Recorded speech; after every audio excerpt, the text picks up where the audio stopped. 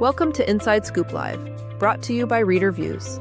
Host Sherry Hoyt sits down with authors to dig into their stories, their writing lives, and the ideas that keep them up at night.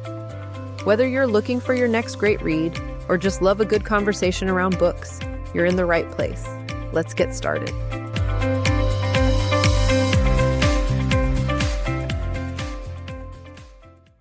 Well, hi, everyone. Bonnie Traymore joins the show today to talk about her new book, The Good Sister. It's a high-concept thriller about mirror twins. When one of them vanishes, how far will the other go to find her? Before we get started, here's the inside scoop on the author. Bonnie Traymore writes twisty, award-winning, Amazon best-selling domestic and psychological thrillers that expose the dark truths between seemingly perfect lives.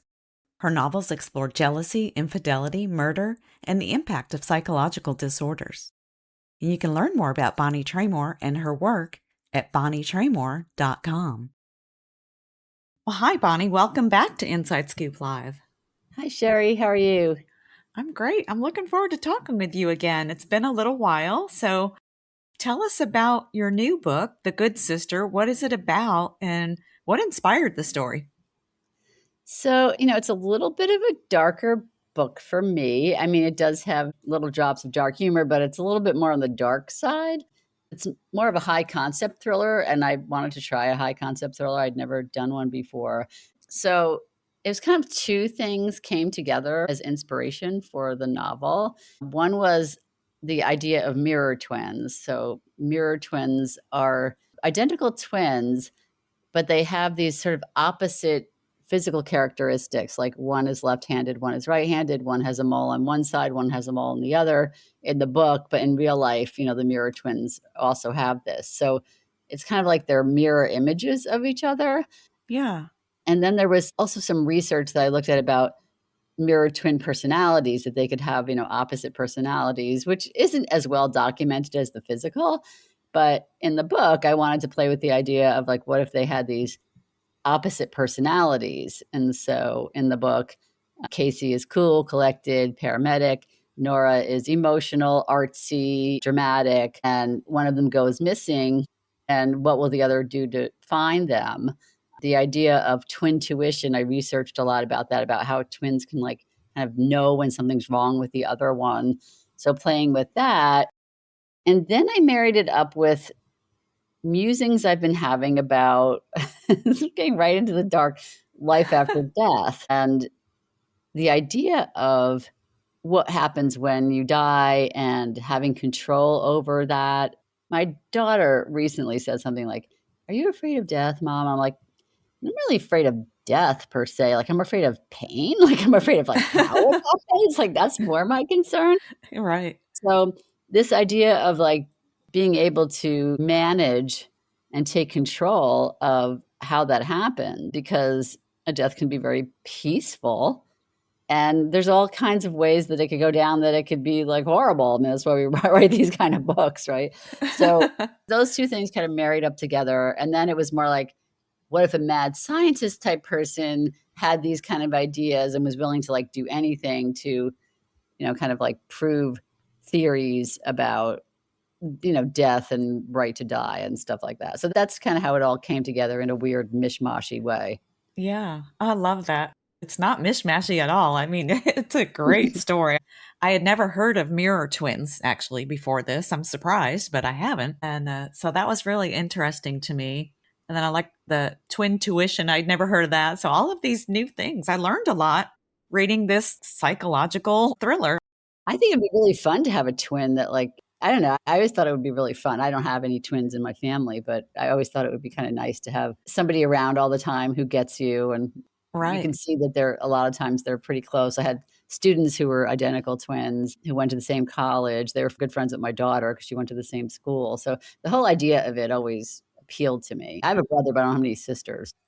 Yeah.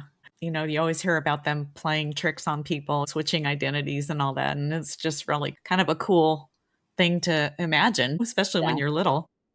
I love that your daughter asked about death because, You don't really think of it when you're younger, probably your daughter's age, she's like far off, and then the older you get, it's like, am I afraid of death? I don't know, but I think I'm afraid of dying. I'm afraid of not being here. It's weird. For me, it's like the not being there part, it doesn't bother me as much as the how. Like, Yeah. is it gonna be bad and negative, or is it gonna be peaceful and nice? Like my dad had, I miss my dad terribly. But his passing was, in his 80s, my hand on one shoulder, my brother on the other, totally peaceful. I'm like, that's what I want. Right. That's what I want. Like, I don't want something like really bad.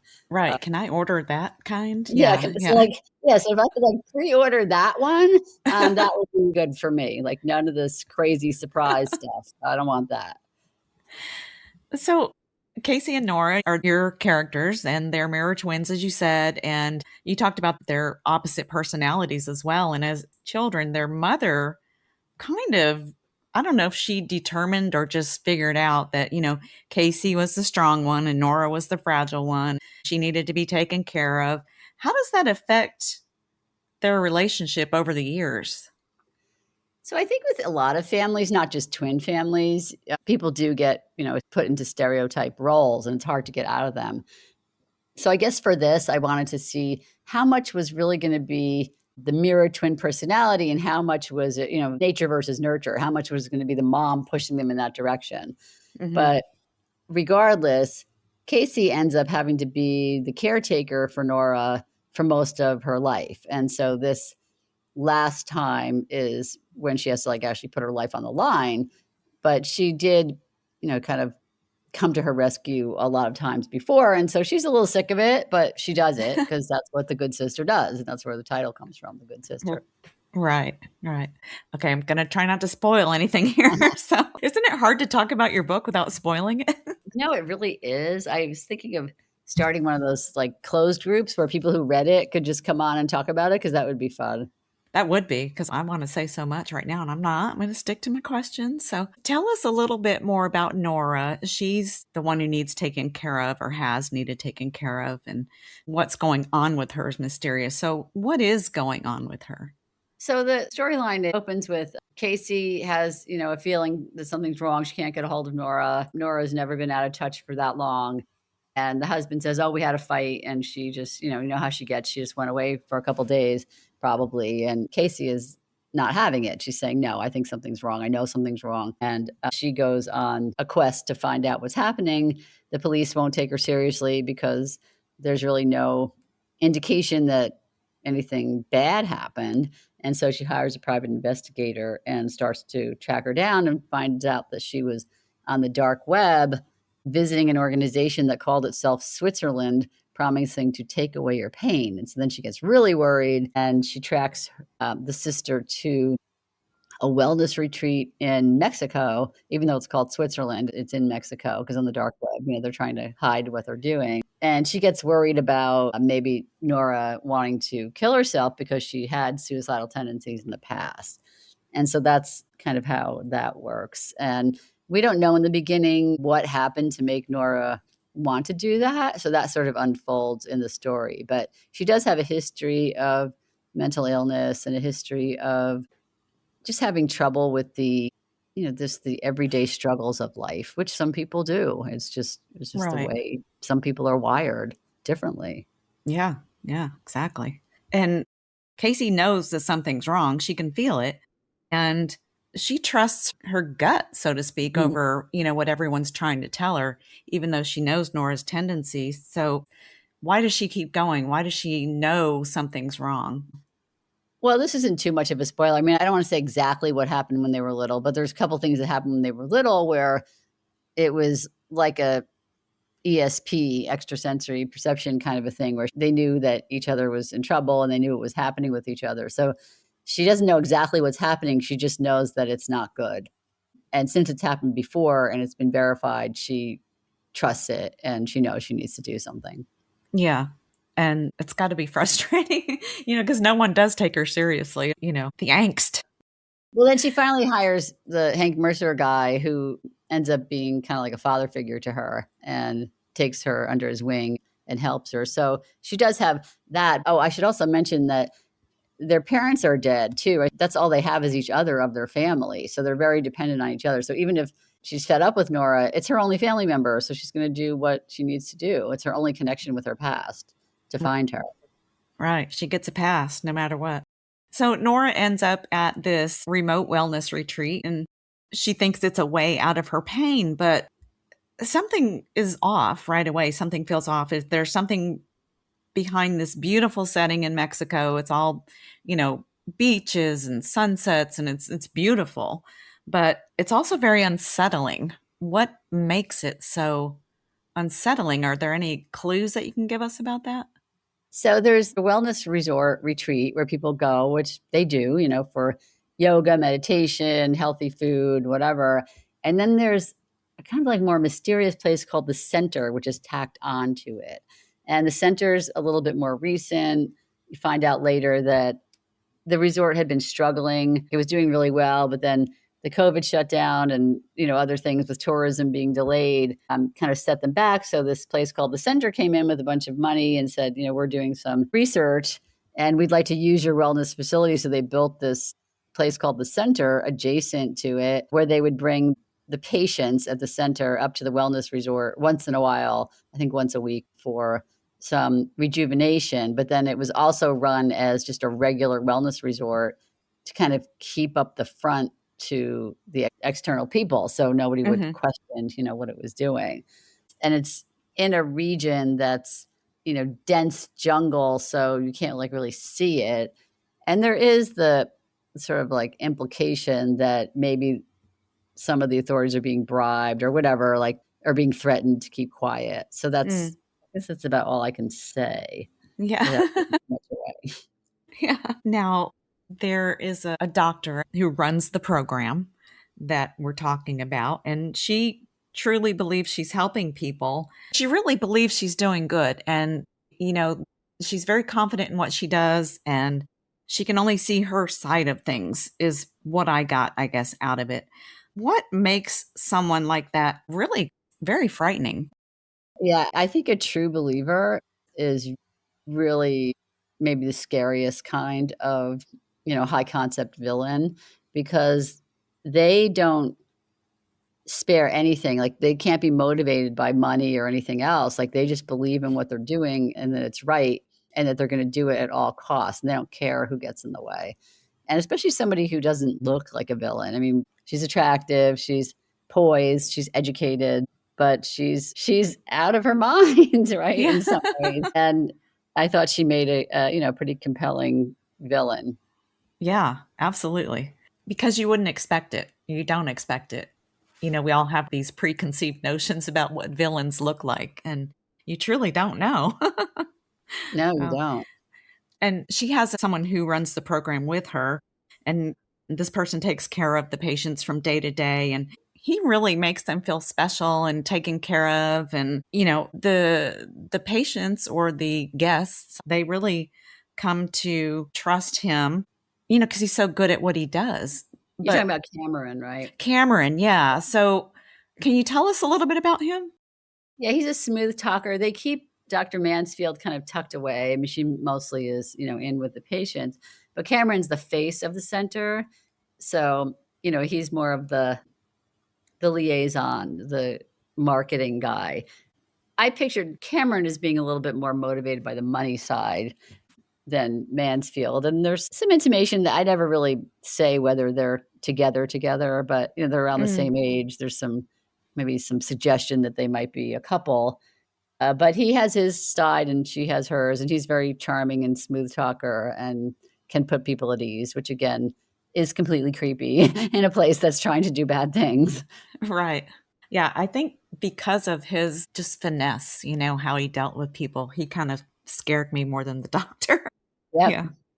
Now, Casey has this private investigator, Hank, and she wants to help Nora if she can. She doesn't know if Nora needs help or wants help or whatnot, but, that's her sister. She's going to go and put herself kind of right in the middle of danger. How far is she willing to go to help her sister? I don't even think she knows at the time that she goes.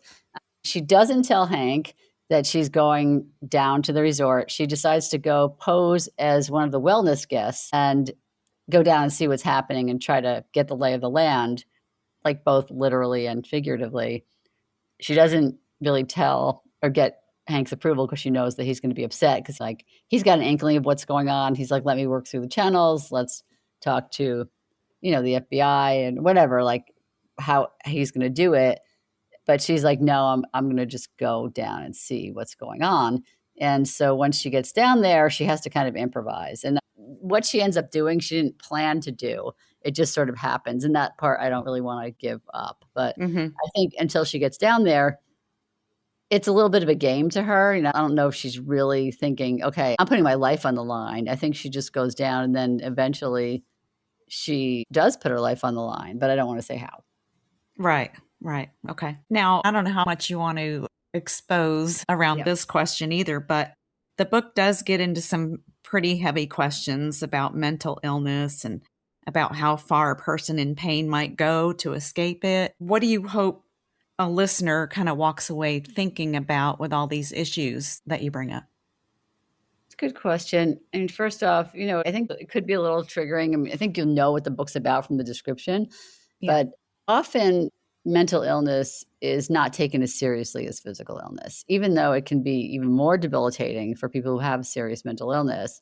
And I don't think it's viewed that way. I mean, some people do, but I do think there's still kind of a stigma around it. And just the knowledge that being in pain, emotional pain, or it manifests itself in physical pain from a mental illness can be just as debilitating as having a physical disease. And so I think that just the awareness, especially if somebody has somebody in their life like that they're not doing it on purpose. I mean, nobody would do these things if they could help it. Right. And a lot of times, it gets not trivialized, but maybe like, oh, it's a cry for help, or they're calling Nora dramatic or whatever, her husband, but it's not dramatic to her. I mean, to her, the pain is real and what she's feeling is real. So I guess that's what I would say to walk away from is having more compassion. Yeah. So she leaves her husband. She's married. She leaves her husband to go to this place and doesn't tell him either. Nobody knows. What is her relationship with her husband? So that's the part that becomes more of a domestic thriller, my signature domestic thriller. So there always has to be something about the husband. Obviously, Ty isn't he's not even positioned as like the greatest guy. Like he's a veterinarian, and Casey says, oh, he's the kind of guy who gets along better with animals than people because he's got a gruff personality. But she didn't really ever think that he, was physical towards Nora, even though they had fights.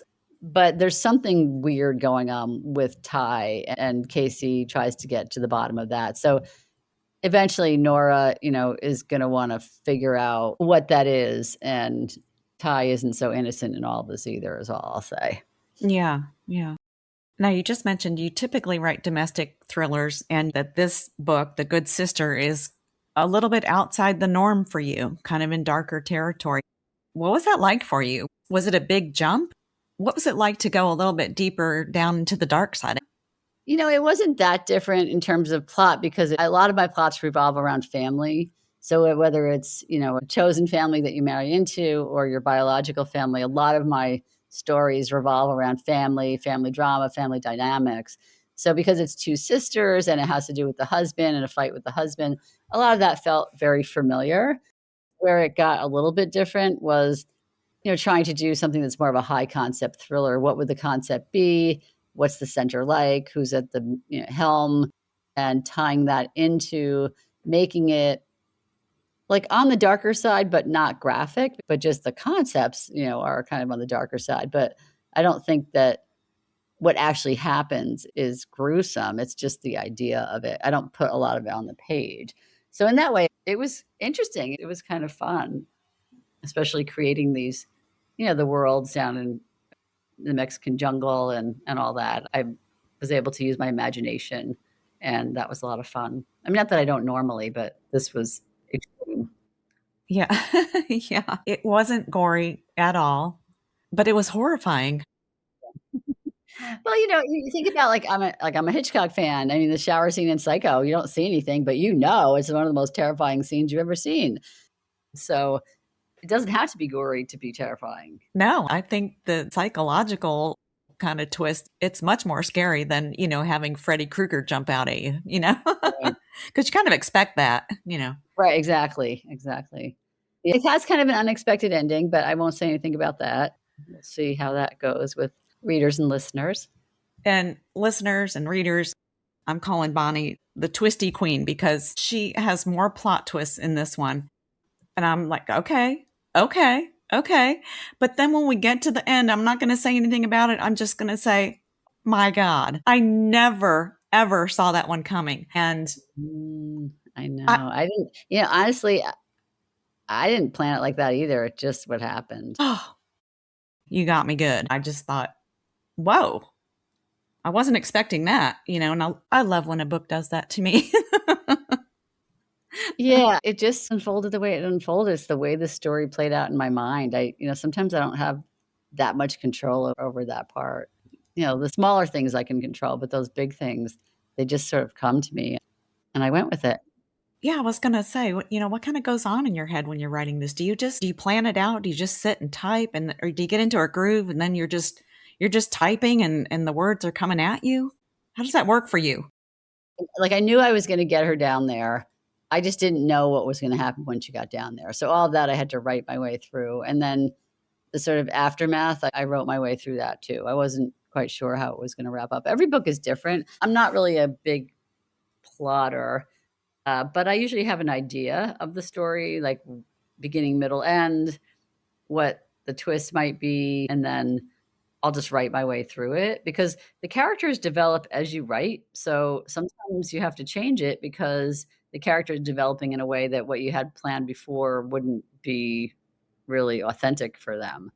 And I can't really get at the characters until I've written, at least 20, 30,000 words.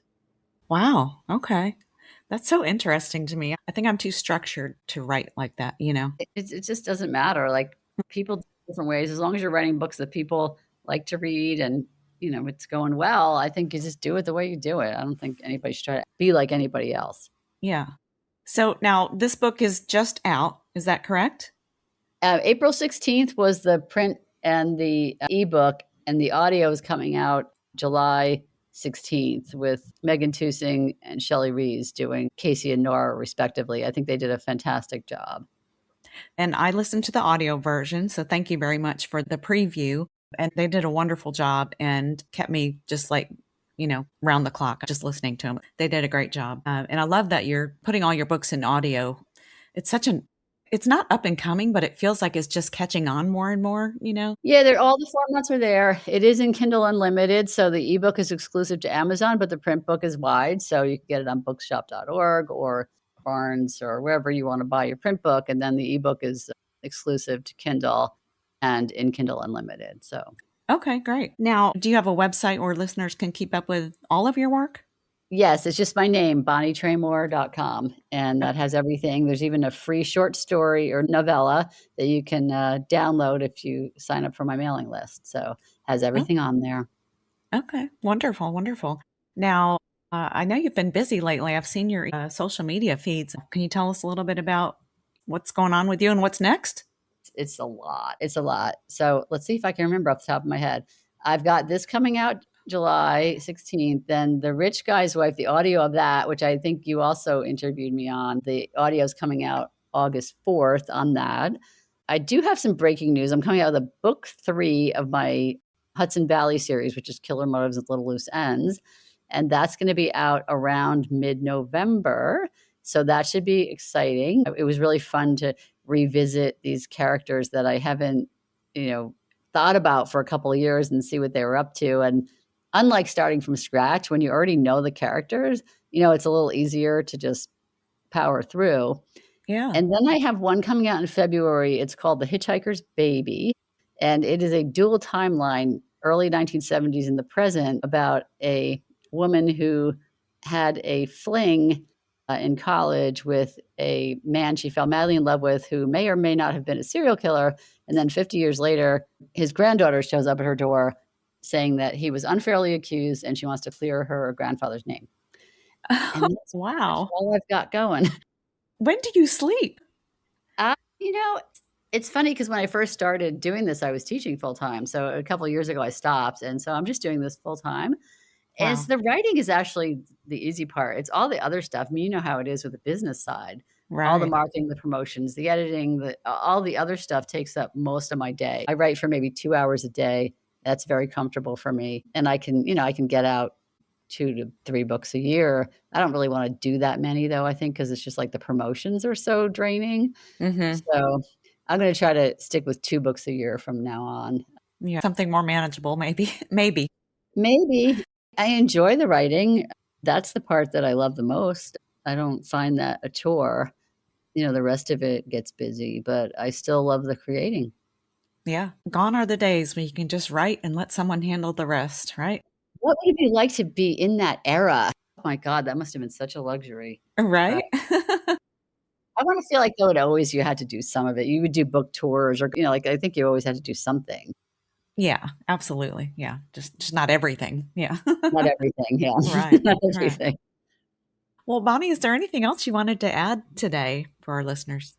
No, I mean, it's always a pleasure to chat with you. I'm so glad we got to connect, and I'm glad that you got to listen to the preview of The Good Sister on audio and that you gave it your stamp of approval. That's awesome.